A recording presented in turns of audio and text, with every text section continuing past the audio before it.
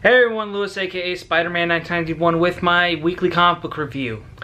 This video covers all the comics I read that came out June 13th, 2018, plus one comic from last week because the initial shipment that arrived at my local comic shop was damaged, so they had to get replacement ones in for this week. As always, the order of the comics that I review are always from worst to best, so let's get started. Hal Jordan and the Green Lantern Corps number 46. Hal Jordan frees Hector Hammond, who erases Hal's memories. John Stewart works with General Zod to build a device to jam the Dark Star's teleporters. Kyle Rayner and Space Cabbie are imprisoned on New Genesis, and Guy Gardner uses his newly acquired Dark Star armor from last issue to murder his alcoholic father. But Arkilo, Guy's former partner from the Sinestro Corps, shows up and tries to stop Guy from killing his dad. For me, this issue really highlighted what I think was the problem of the Hal Jordan and Green Lantern Corps title, is that having all four Green Lanterns in one title does not really work, because we're trying to tell like four different arcs here, and each one is just only gets like a fraction of time, and it's just barely progressing at all. And honestly, the only parts of this issue that I found interesting were probably Guy Gardner's arc. So if you're a Guy Gardner fan, I would say you should pick up this issue. Otherwise, well, you can just skip it. Detective Comics number 982. Batman tracks down the cult of Deacon Blackfire, who have kidnapped a young boy under the belief that they could use the boy to bring Deacon Blackfire's spirit back to Earth by using the boy as a vessel. Basically, we're done with the whole Gotham Knights arc. I have to say that after a whole year or 2 years worth of stories featuring Batman with a bunch of other characters, it's nice to see an issue of Detective Comics sort of return to a solo Batman format. Although this story isn't really the best Batman story ever, it's far from being the worst. I would say it's a great comic for more casual Batman fans. Titan Special number 1. Nightwing meets with the Justice League about forming a task force to track down newly emerging metahumans that are gaining abilities because of the energy from the collapsed source wall. The Justice League is on board with this idea, and they ask Nightwing to pretty much go out and recruit. And Nightwing recruits Raven, Beast Boy, Donna Troy, and Natasha Irons for his new team, which he is calling the New Titans. When they arrive at the Hall of Justice for their headquarters, they discover that Martian Manhunter has assigned a liaison to their team in order to report back to the League, and that is Miss Martian. The Titan Special is a very good jumping on point for new readers. I felt like it really sort of helped bridge the gap between the last arc of Titans to this new direction that we're going forward in. Also, I really liked how they pretty much established the purpose of this new Titans team, as well as showing the details Nightwing went into in order to pitch the idea to the League. Also, I really like the lineup of this team and the style of recruitment, and how it's sort of like a covert ops type team for the Justice League. It reminds me of Young Justice, and I think it's especially good since we have DC streaming service getting ready for the new season of Young Justice, which will probably come out later this year. So if you're a fan of Young Justice, I highly recommend you check out the Titans title. Man of Steel number 3. Rogol Zar arrives on Earth, and his first stop is the Fortress of Solitude.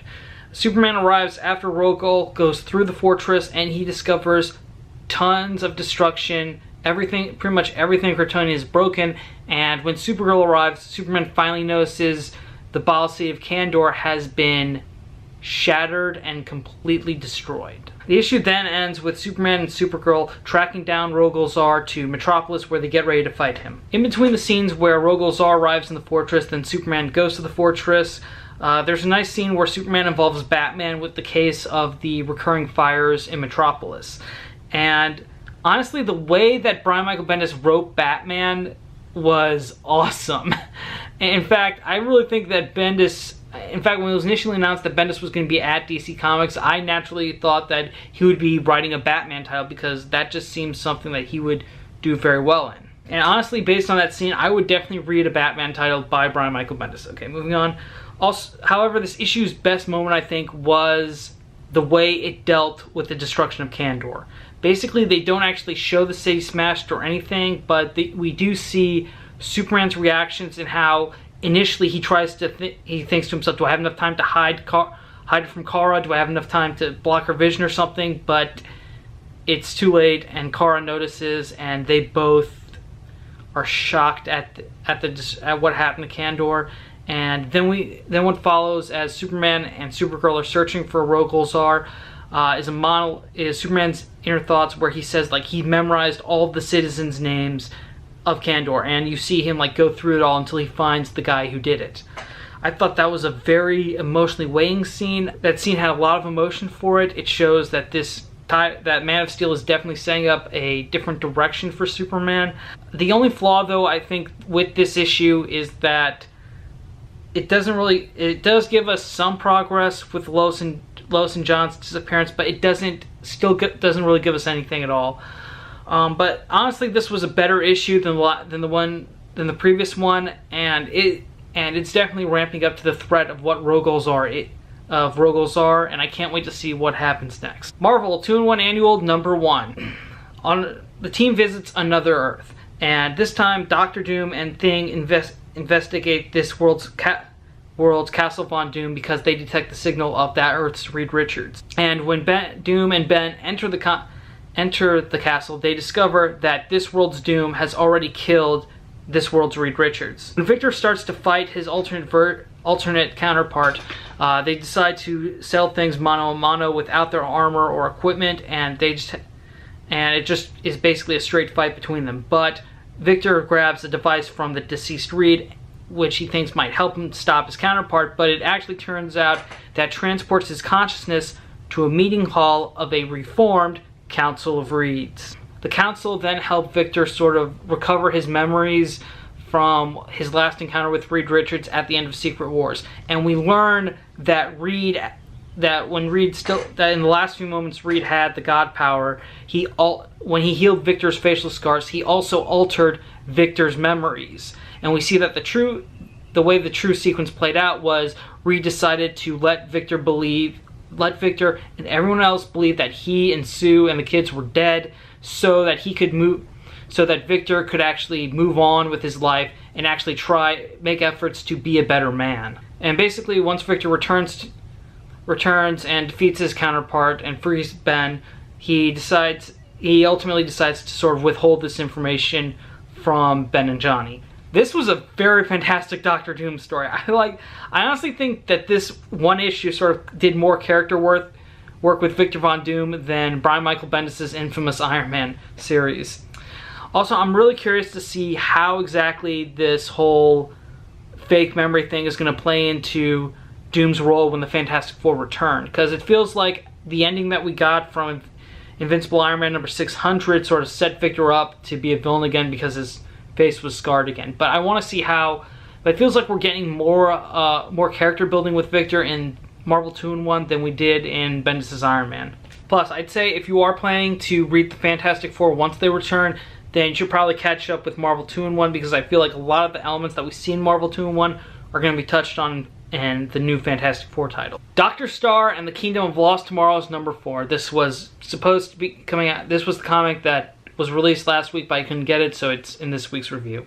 Dr. Jimmy Robinson recounts to his son Charlie how his recent return to space led to the discovery of the Parazone's entrance. However, Jimmy refused to enter the Parazone again because he didn't want to leave his son, especially since his son is dying. After telling his tale and apologizing for not being for his son, Charlie tells his dad that he's finally ready to see the stars with his father. Dr. Robinson then honors his son's final wishes by using his power rod here and taking him into space, and they fly to the moon together. However, upon landing on the moon, Charlie starts to pass away. This was a very emotional final issue. Initially, when this story was announced, it was intriguing to me because it looked like James Robinson's Starman title from DC Comics, and I thought it was going to be something like that with an older hero coming out of retirement. But it turns out that when I finally read this issue, I kind of realized that it wasn't so much about Dr. Robinson being Dr. Star again.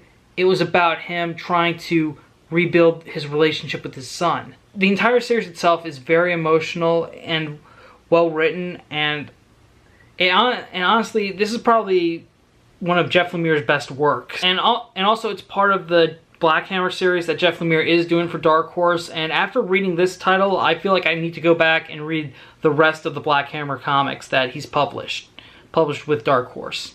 Flash, number 48, Part 2 of Flash War. Hunter Zolomon talks to Wally West about his children being trapped in the Speed Force. Zolomon also explains that the only way they could free Jay and Irie from the Speed Force is if they break it. Barry and Colonel Cole arrive to stop Zolomon, but Wally decides to go ahead with the plan in order to save his kids. Barry pleads with Wally one last time before going through with Zolomon's idea. However, Wally does not listen to Barry. He wants to save his children more than anything. So the issue ends with a mentor and his former protege in a race into the Speed Force. I couldn't really give much detail about the plot because a lot of this issue is about sort of looking at Wally and also Hunter Zolomon and seeing what these two have lost. This issue was very well written. It provided a lot of extra detailing into each character's motivations, and honestly there were a few scenes where I felt sympathy not only for Wally but also for Hunter Zolomon. Also, Joshua Williamson, he does a good job sort of showing why Barry isn't the bad guy and why Wally isn't the bad guy. The argument between the two Flashes isn't black and white. It's definitely something that's complicated, and true, there might be some fans that will be more on Barry's side, some on Wally's side, but the issue itself is very deep, and I think that any Flash fan would find this intriguing. There was a line in this issue that really intrigued me. When Barry and Wally go race off into the Speed Force, Hunter Zolomon says that Wally and Barry are on the path to the true Flash. So maybe this means another speedster is returning. Initially, I thought it could be Jay Garrick, but I really think that if Jay Garrick was going to return, it might be with the rest of the Justice Society, which is currently being dealt with in the Doomsday Clock series. Another speedster could be Bart Allen, Barry's grandson, Wally's cousin. Bart Allen technically was the Flash for a year when Wally and his family were disappeared into the Speed Force due to the events of Infinite Crisis. Either way, Flash War is an amazing story, and I think if you're a Flash fan, you should definitely be reading this. One last comic, my pick of the week, Mr. Miracle, number 9. Mr. Miracle is negotiating peace with Kalibak between New Genesis and Apocalypse. The entire proceedings take place on Apocalypse for about a week, and on the final day, finally, after a week of discussing things and negotiating, Kalibak says Darkseid rejects their offer, but possesses an alternative. Darkseid's offer is he will withdraw all Apocalyptian troops, release all their prisoners, and surrender the anti-life equation in exchange for custody of Scott and Barda's newborn son, Jacob Free. This issue of Mr. Miracle has definitely set its place for me as one of the best comics of the year. For one thing, I really liked how this issue was structured, where we're pretty much treated to a very entertaining political negotiation type structure. Then when we finally get to the last page, which reveals what Darkseid really wants, it just hits you like a ton of bricks. And the idea that Darkseid wants Scott's son, it's definitely a nice throwback to how back in the initial peace treaty between New Genesis and Apocalypse, Darkseid and Highfather exchanged sons, where Scott was sent to live on Apocalypse and Orion was sent to live on New Genesis. So I think that's definitely a nice little throwback to Scott Free's origin. Also, the dialogue that Tom King writes for his characters is just very entertaining. That's one of the things that I like Tom King as a writer, and it's why Batman is probably one of my other favorite DC titles from Rebirth. I especially love the bit where Kanto tells Scott the story of how he knew Leonardo da Vinci. Mix Jared's, he does amazing artwork. I love how he's still able to use that whole 3x3 format on each page. It's definitely compelling, especially with the different colors. And I like how when Scott goes outside on Apocalypse, his suit sort of changes colors. I think that's a really cool feature. Mr. Miracle is an insane comic book, and if you're not reading it now, you should be. This is single-handedly one of the best comic. I would say this is one of the best comics of 2018. So please, whatever you're doing, find the other issues and start reading them to catch up, because we only have 3 issues left. That's it for my weekly comic book review. Thank you again for watching. If you want to stay up to date about when I post stuff, just remember to subscribe, hit the bell icon, or you can follow me on my Twitter account, because I always post video links whenever I upload a video on my Twitter page. The link to my account is in the description below. Also, I do write written reviews on themarvelreport.com, so check that out too. Thank you again for watching. Later days.